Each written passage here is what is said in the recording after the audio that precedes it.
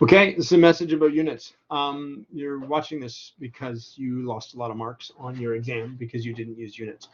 I don't think you get it, how important units are. You need to put units in every single formulation you do. Any number that you write down should have a unit on it. So just think about this. If you write a number, it should have a unit beside it. Doesn't matter if you're doing it in a formulation, if you're just writing it out on, it doesn't matter wherever you're writing it. If you're putting it in a formula, if you're writing it in a sentence, it should have some kind of unit associated with it. Never ever write a number without a unit.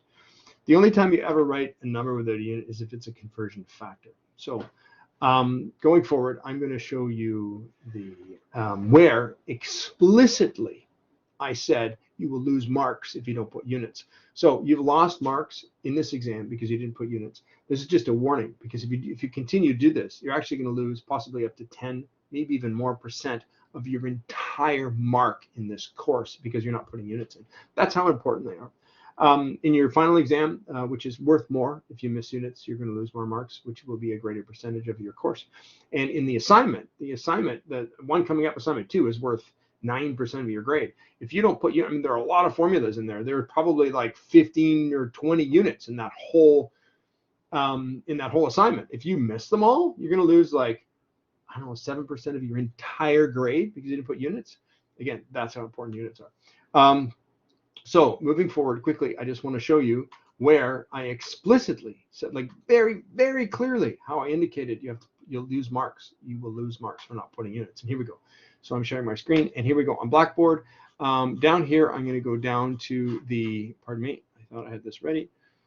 I'm going to go to lecture information, and I'm going to go down here to where the exam is.